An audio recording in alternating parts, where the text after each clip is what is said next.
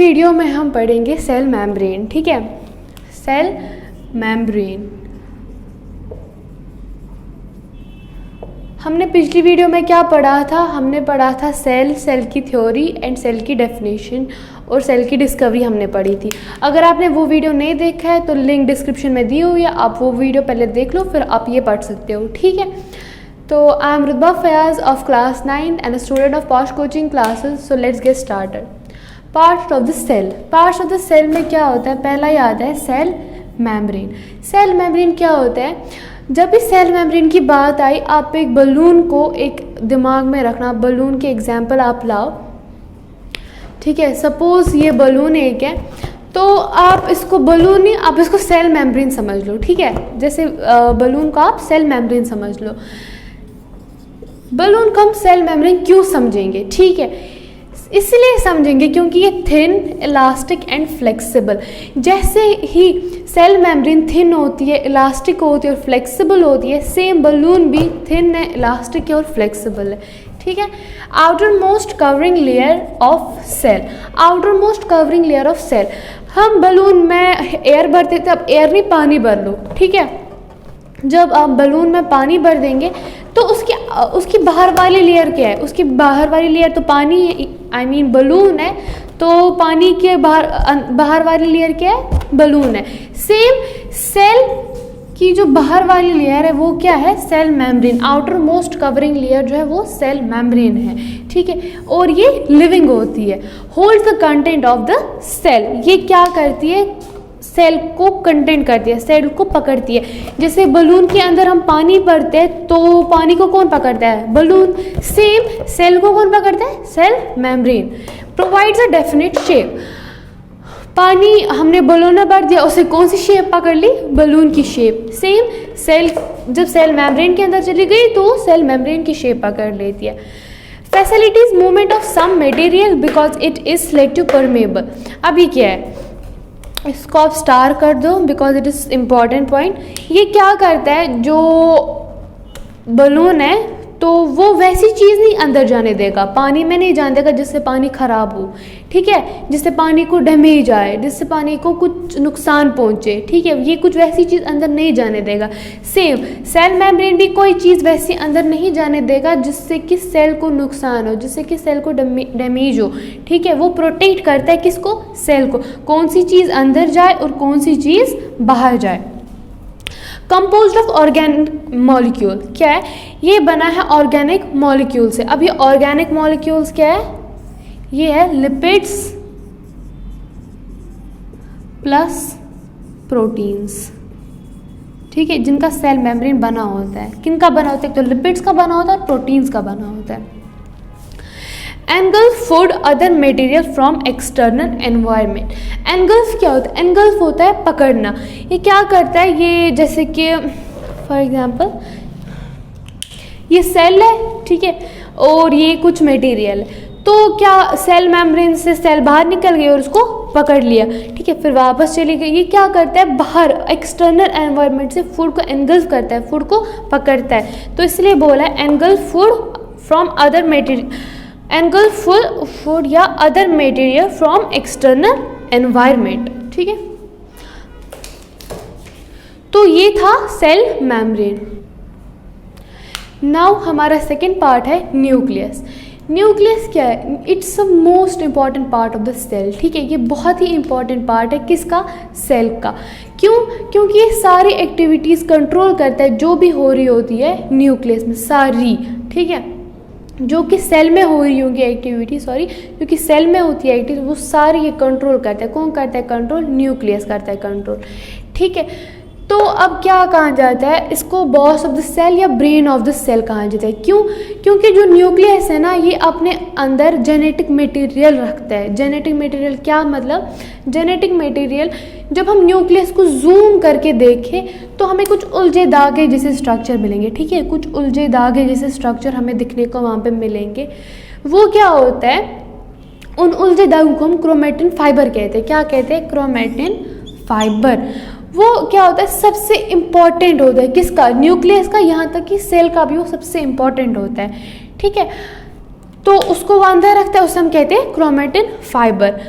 तो जब भी सेल डिवाइड होती है ना दो पार्ट्स में, तो वो दो पार्ट्स एक दूसरे में कॉइल होकर एक दूसरे में मतलब मिलकर एक स्ट्रक्चर बनाते हैं जिसे हम कहते हैं क्रोमोसोम्स। क्या कहते हैं? क्रोमोसोम्स।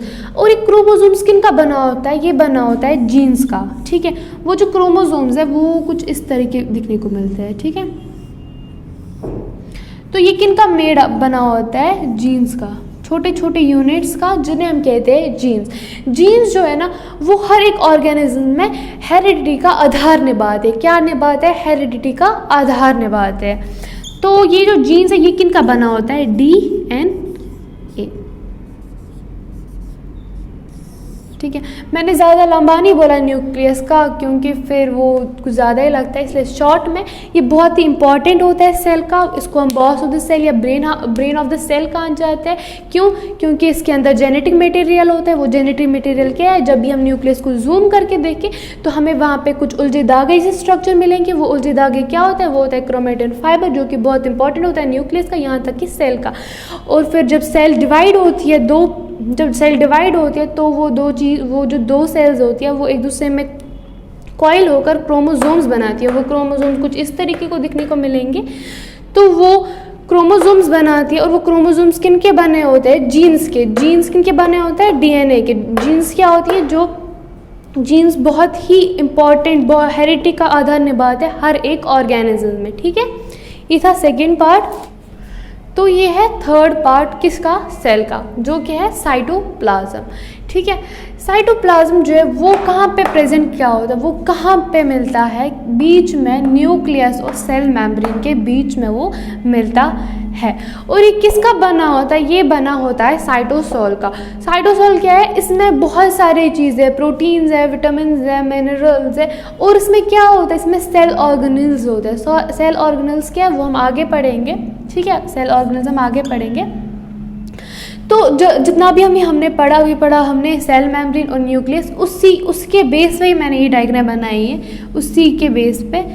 ठीक है, तो जैसे कि सपोज ये सेल है। ठीक है, और ये वाली लेयर जो कि हमने पढ़ी बाहर वाली लेयर होती है वो होती है सेल मेम्ब्रेन। ठीक है, आउटर मोस्ट कवरिंग लेयर जो भी हमने पढ़ी अभी, सेल मेम्ब्रेन। ठीक है, ये है न्यूक्लियस।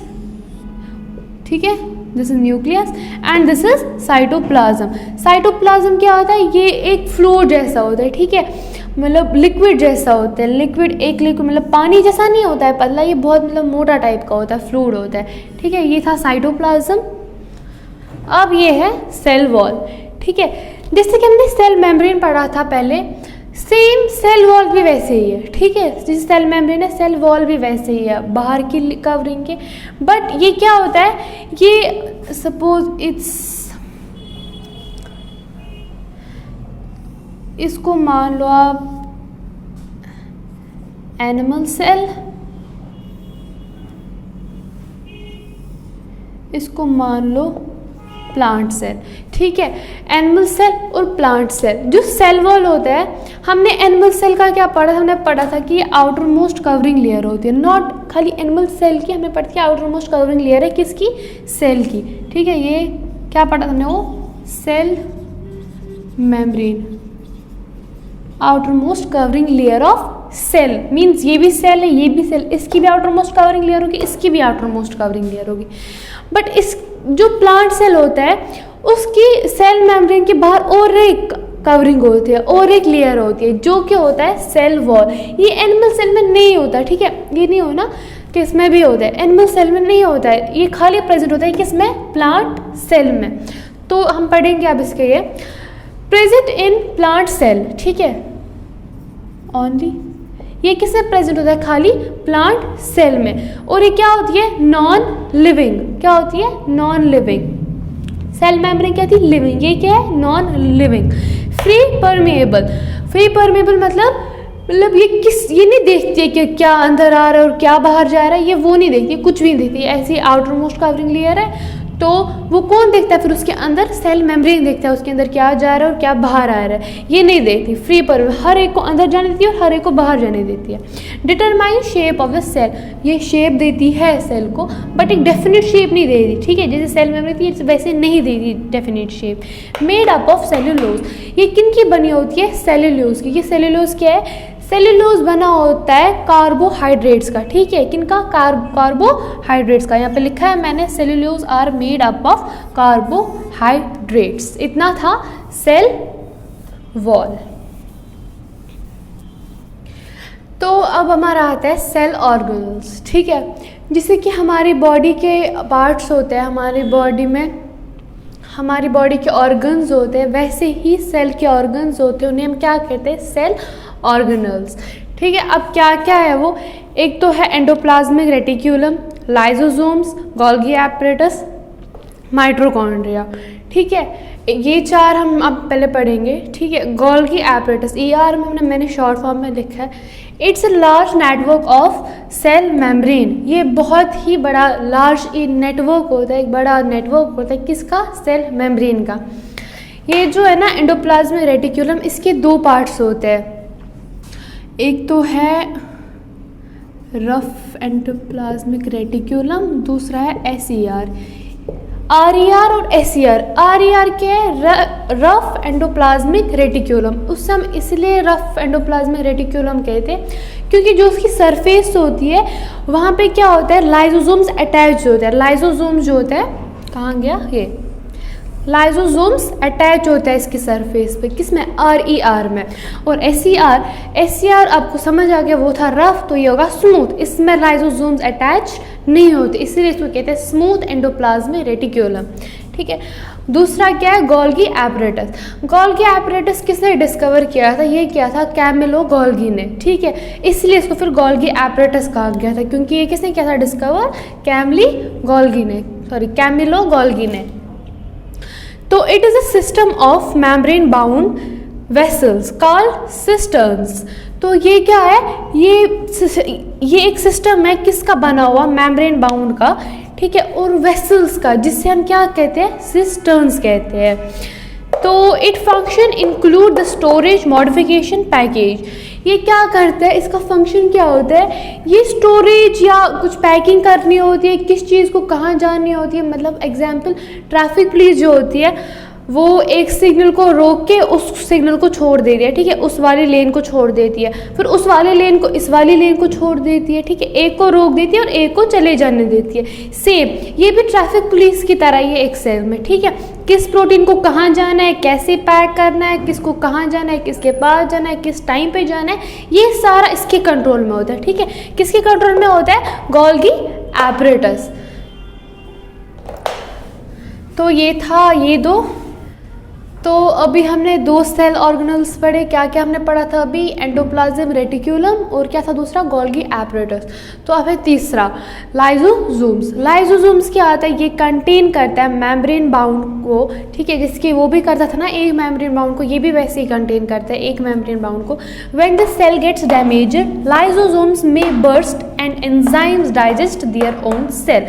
जब होता है ना, जब लाइसोसोम जो है ना वो जब सेल डैमेज हो जाती है, जब सेल कुछ डैमेज हो जाती है तो लाइसोसोम्स बर्स्ट होके, ठीक है, बर्स्ट होके एंजाइम उस पर डाइजेस्ट करते हैं, ठीक है, जो एंजाइम उस पर गिरते हैं, जो लाइसोसोम जब बर्स्ट हो गई तो एंजाइम उस पर गिर गए, तो उन्होंने क्या डाइजेस्ट किया? उन्होंने वहाँ पे डाइजेस्ट की अपनी सेल, ठीक है, उन्होंने एक तरीके जो लाइसोसोम है उन्होंने एक तरीके की सुसाइड कर दी, ठीक है, बर्स्ट कर दिया ना अपने आप को, तो वो एक सुसाइड होती है, तो इसलिए हम उनको कहते हैं सुसाइड बैग्स, ठीक है, सुसाइड बैग्स भी हम किसको कहते हैं? लाइसोसोम्स को।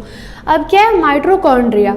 माइटोकॉन्ड्रिया क्या होता है? ये होता है डबल मेम्ब्रेन, शॉर्ट में मैंने लिखा है DM, ठीक है, उनका हर एक का खाली क्या था? एक एक मेम्ब्रेन, इसका होता है डबल मेम्ब्रेन। जो आउटर मेम्ब्रेन होता है वो बहुत ही पोरस टाइप का होता है, ठीक है, और जो इनर मेम्ब्रेन होता है वो डीप फोल्डेड होता है। These folds create a large surface, ठीक है, ये जो फोल्ड्स है ना ये बहुत ही एक बड़ा सरफेस बनाते हैं, जिससे हम कहते हैं ATP। ATP क्या है? ये एक एनर्जी करेंसी है सेल की, ठीक है। हमने सुना है कि 8th में पढ़ा है माइटोकॉन्ड्रिया जो है powerhouse of the cell. क्यों? क्योंकि ये एटीपी है, ठीक है, ये एनर्जी करेंसी ऑफ सेल है। कौन? माइटोकॉन्ड्रिया, इसलिए हम इसे कहते हैं powerhouse of the cell. और ये क्या है, इसका अपना डीएनए होता है, उसका अपने राइजोसोम्स होते हैं जिससे कि अपना प्रोटीन खुद बनाते हैं। तो ये थे 4 ऑर्गेनल्स। क्या थे? 4 ऑर्गेनल्स।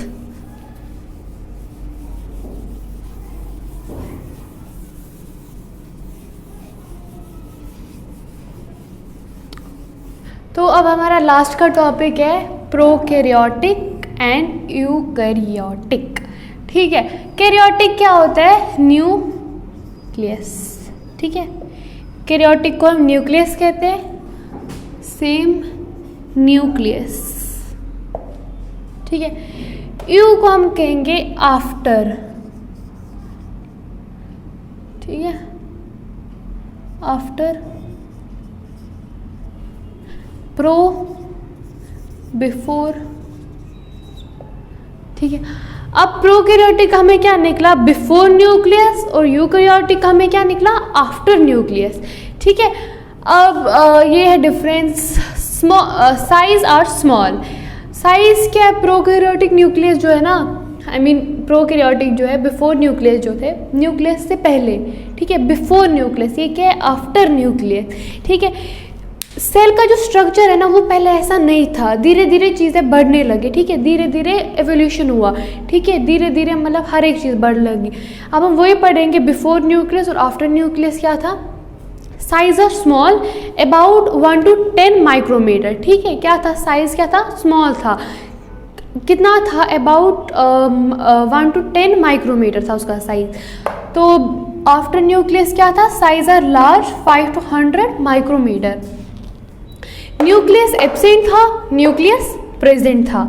सेल ऑर्गेनल्स एब्सेंट थे जो हमने पढ़े, सेल ऑर्गेनल्स प्रेजेंट है। क्रोमोसोम्स वो सिंगल थे और क्रोमोसोम्स मोर देन 1 थे। तो ये है प्रोकैरियोटिक और यूकैरियोटिक, हमारा लास्ट का टॉपिक, आप इसको नोट कर दें। तो यहाँ पे हमारा चैप्टर ख़त्म होता है बायोलॉजी का 9th का चैप्टर, 9th क्लास का बायोलॉजी का चैप्टर जो कि था the fundamental unit of life. इसका पहला पार्ट 1 जो वीडियो है वो आपको लिंक डिस्क्रिप्शन में दी गई है, आप उससे आगे वाला पहले पोर्शन देख सकते हो, फिर उसके बाद ये देख सकते हो। Thank you for watching this video, hope you like this video, please don't forget to subscribe our channel. Thank you.